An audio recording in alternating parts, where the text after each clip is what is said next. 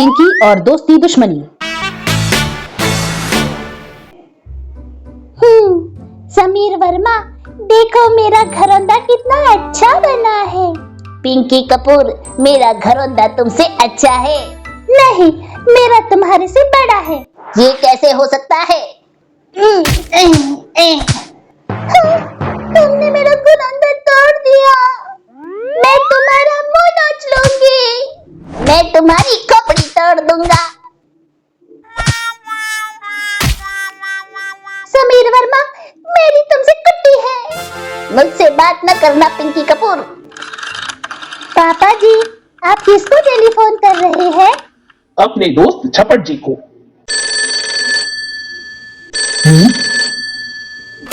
Hello, मैं सत वर्मा बोल रहा हूँ। अरे, मैंने तो दोस्त को टेलीफोन किया था।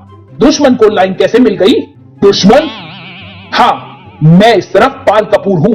टेलीफोन एक्सचेंज की गलती से मुझे तुम्हारी बेसुरी आवाज सुननी पड़ी। सत वर्मा, मैं तुमसे नफरत करता हूँ। देखो पाल कपूर, किसी जमाने में हम दोनों पक्के दोस्त थे। गलतफहमी से हमारे बीच दरार पड़ गई। गलतफहमी? तुमने मेरी खिल्ली उड़ाने के लिए जानबूझकर मुझे खिजाब भेजा। क्या मैं बूढ़ा हूं जो बालों को काला करता? देखो, जिस डिपार्टमेंटल स्टोर से मैंने तुम्हें तोहफा भेंट करने के लिए इत्र की शीशी खरीदी थी, वहीं पर एक बुड्ढे की खिजाब की शीशी से वह बदल गई थी। अनजाने में वह तुम तक पहुंच गई। तुमने भी तो मुझे हियरिंग एड्स भेजे थे। क्या मैं बहरा हूं? दरअसल मैं तुम्हारे लिए पॉकेट ट्रांजिस्टर खरीदना चाहता था, लेकिन स्टोर असिस्टेंट की गलती से हियरिंग एड्स का पैकेट आ गया, जो किसी तरह तुम तक पहुंच गया था। पाल कपूर, जो बीत गई सो बीत गई। क्यों ना हम दोनों फिर से मित्र बन जाएं? मंजूर है। सत वर्मा, जो गलत हुआ था उसको सही करने के लिए मैं तुम्हें एक केक का उपहार भेज रहा हूं। और दोस्त, मैं तुम्हें अंगूर भेजूंगा। इस बार कोई गलती नहीं होनी चाहिए। मैं अपने हाथों से केक पैक करता हूं और पैकेट पर पी कपूर यानी पाल कपूर की चिट लगाता हूं। पिंकी, ये पैकेट वर्मा के घर दे आओ। एस वर्मा यानी समीर वर्मा, उस शैतान लड़के ने मेरा घरौंदा तोड़ा और मेरे पापा उसे उपहार दे रहे हैं। देखो पैकेट में है क्या? केक मैं खा लेती हूँ और बदले में उस शैतान लड़के को सबक देने के लिए लकड़ी के टुकड़े भर देती हूँ। बेटा समीर, ये उपहार का पैकेट कपूर के यहाँ दे आओ। अच्छा पिताजी। अरे, इस पैकेट पर चिट पी कपूर अर्थात पिंकी कपूर के नाम की लगी है। उस नटखट लड़की ने मेरे साथ लड़ाई की और मेरे पिताजी उसे उपहार दे। अंगूर सारे खा लेता हूँ और उसकी जगह उपहार पैकेट में कंकड़ भर देता हूँ। दुश्मन के लिए ये उपहार उपयुक्त रहेगा। नटखट लड़की, अच्छा हुआ तुम रास्ते में मिल गई। मेरे पिताजी ने तुम्हारे लिए पैकेट दिया है। शैतान लड़के, मेरे पिताजी की तरफ से तुम भी अपना पैकेट संभालो। वाह, कंकड़ों के बदले में उपहार मिल गया। अरे, लकड़ी के टुकड़े देकर मुझे उपहार का पैकेट मिल गया। पापा जी, मैंने समीर वर्मा को अपना पैकेट दे दिया। उसके पिताजी ने मुझे यह उपहार दिया है। नहीं पिंकी, ये उपहार सत वर्मा ने मेरे लिए भेजा है। टेलीफोन पर सत वर्मा ने बता दिया था कि वो मेरे लिए अंगूर भेज रहा है। हाँ, कंकड़? सत वर्मा ने मेरा फिर मजाक उड़ाया है। मैं जाकर उसे सबक सिखाता हूँ। बेटा, ये उपहार तुम्हारे लिए नहीं, पिंकी के पिता पाल कपूर ने मेरे लिए भेजा था, लेकिन कमबख्त ने लकड़ी के टुकड़े भेजे। पाल कपूर ने एक बार फिर मेरी खिल्ली उड़ाई। मैं उसे छोड़ूंगा नहीं। उपहार में लकड़ी के टुकड़े? कंकड़, तुम्हारी ये हिम्मत, तुम्हारी ये मजाल। रुको रुको रुको रुको। अंकल, आपके पैकेट में केक था जो रास्ते में मैंने खा लिया था और आपके पैकेट में अंगूर थे जो मैंने खा लिए।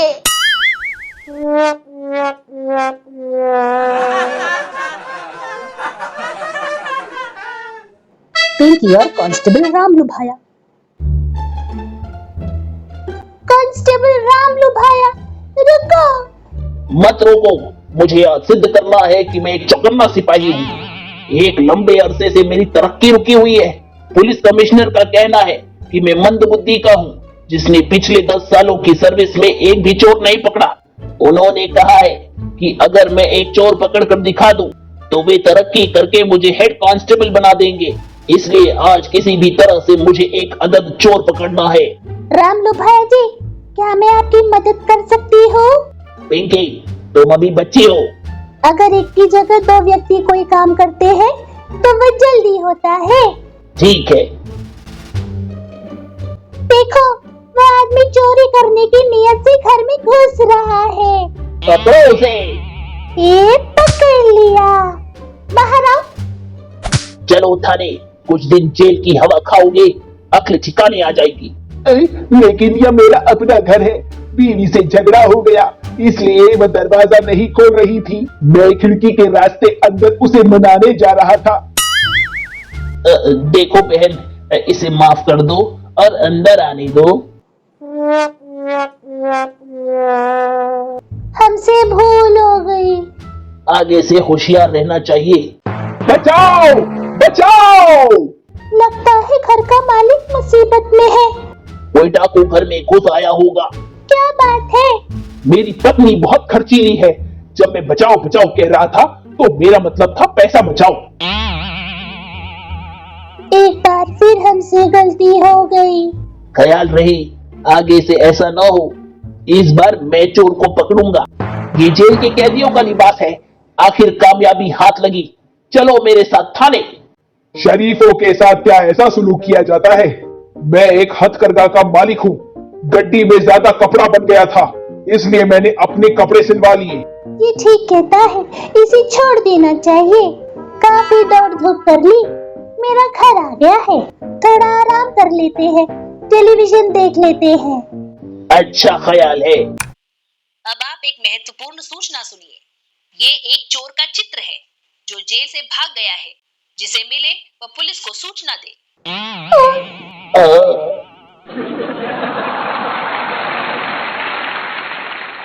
भारतीय लोक कथा माला, टपके का डर, एक राजस्थानी लोक कथा।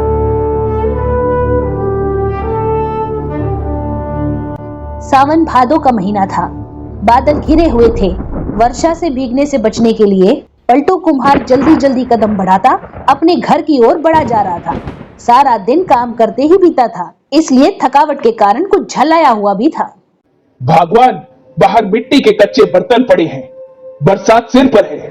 पानी पड़ गया तो सभी बर्बाद नहीं हो जाएंगे क्या? हाय राम, मैं तो भूल ही गई थी। अभी अंदर रखे देती हूँ। पत्नी कच्चे बर्तन इकट्ठे कर अंदर जमा करने लगी। पलटू ने अपने अस्तबल की ओर देखा और चौंक पड़ा।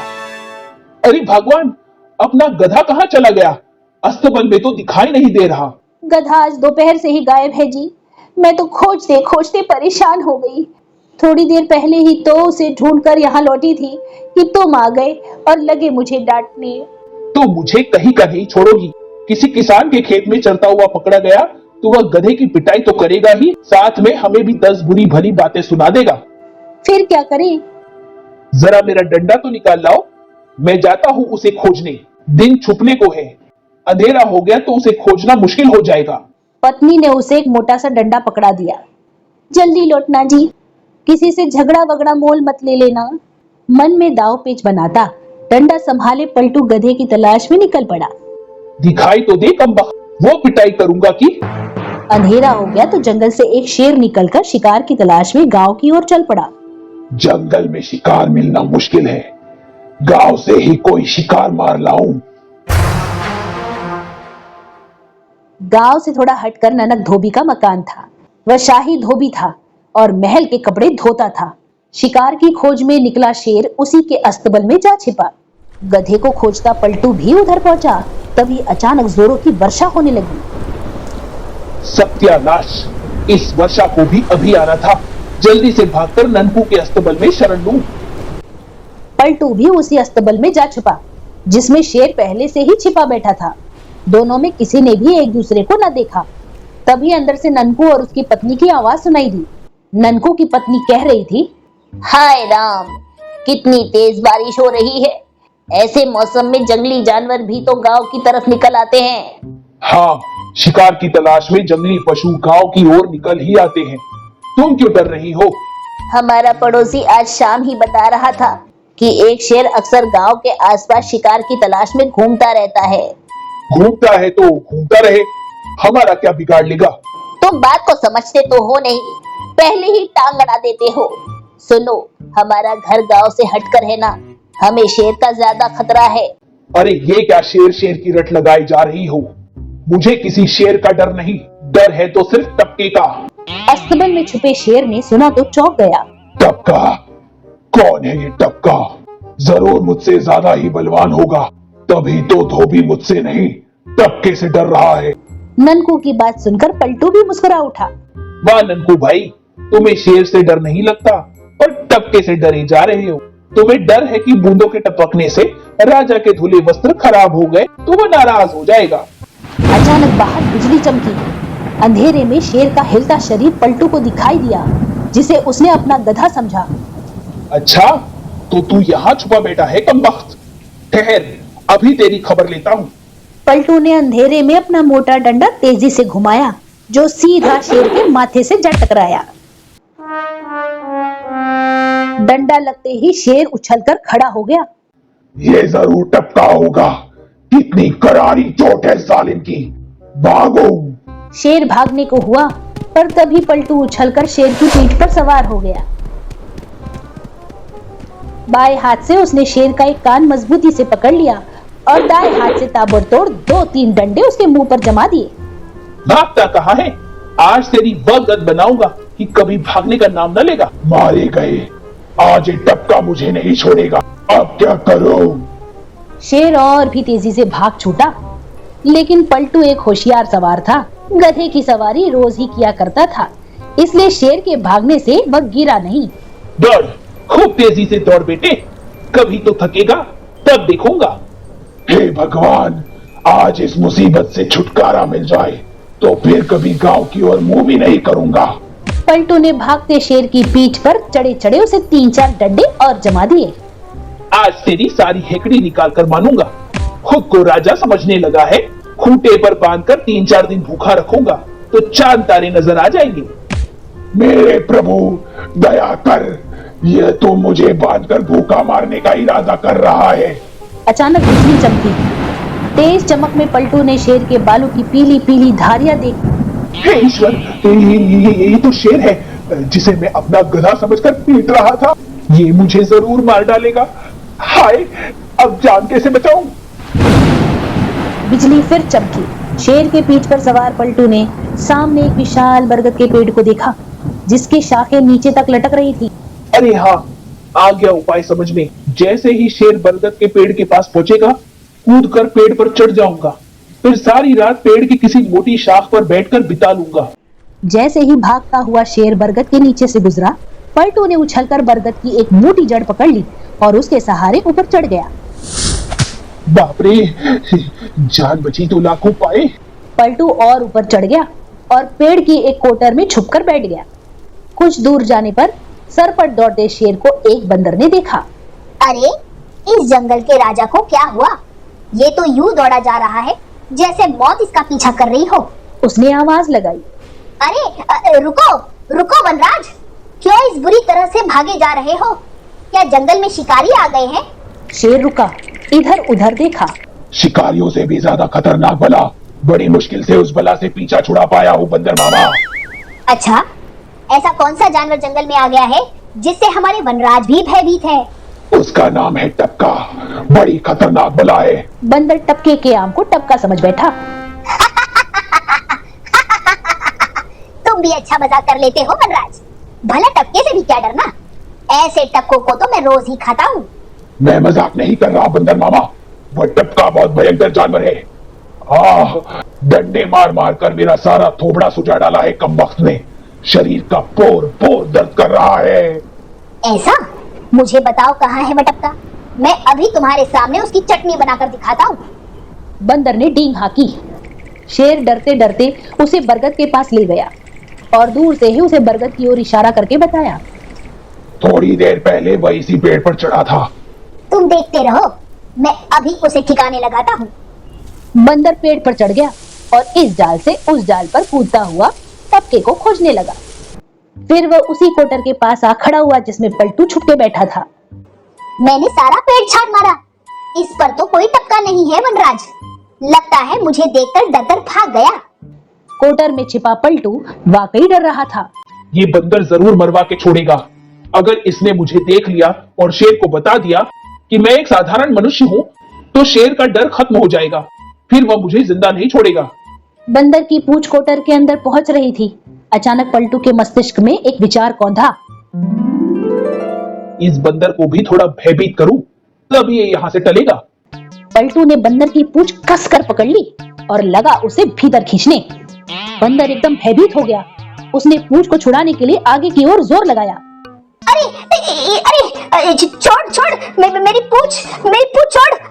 हाय मरा। पहले से ही भयभीत शेर ने डरे स्वर में नीचे से पूछा, क्या हुआ मामा?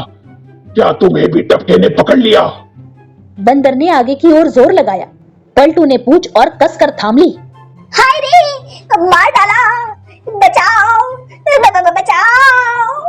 इसी रस्साकशी में पूंछ उखड़ गई। बंदर टप से नीचे आ गिरा और लगा दर्द से चीखने। मर गया रे। हाय, मैं भी किसकी बातों में आकर अपनी पूंछ से हाथ धो बैठा। तभी पलटू ने शाख को जोर से हिलाया।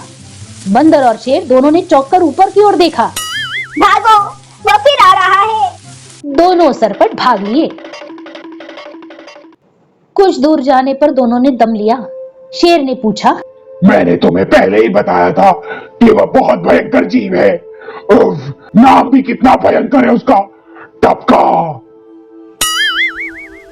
बंदर ने डरी आवाज में कहा, ठीक कहते हो वनराज, लेकिन वह टपका नहीं था, वह तो पूंछ उखाड़ था। कब वक्त मेरी प्यारी प्यारी पूंछ भी उखाड़ ले गया। हाय, बिना पूंछ के मैं अब किसको मुंह दिखाऊंगा। उधर खतरा टला समझकर पलटू सावधानी से पेड़ से नीचे उतरा और बंदर की पूंछ लेकर घर पहुंचा। पत्नी ने शिकायती स्वर में पूछा, इतनी देर कहाँ लगा दी? मैं तो डर रही थी कि कहीं कोई ऐसी वैसी बात तो नहीं हो गई। पलटू ने गर्व से छाती चौड़ी की। हो कैसे जाती, तुम्हारा पति हूँ, कोई ऐरा गैरा नहीं। हाँ, बड़े चहक रहे हो। और ये हाथ में क्या ले रखा है? पलटू ने पूंछ उसकी ओर उछाल दी। लो, तुम ही देख लो। हाँ, ये तो किसी बंदर की पूंछ है। पूंछ नहीं, इसे बहादुरी का खिताब कहो, सनद, प्रशस्ति पत्र। फिर जब पलटू ने हंसते हंसते सारी बात पत्नी को बताई, तो पत्नी भी खूब हंसी। फिर दोनों देर तक हंसते ही रहे।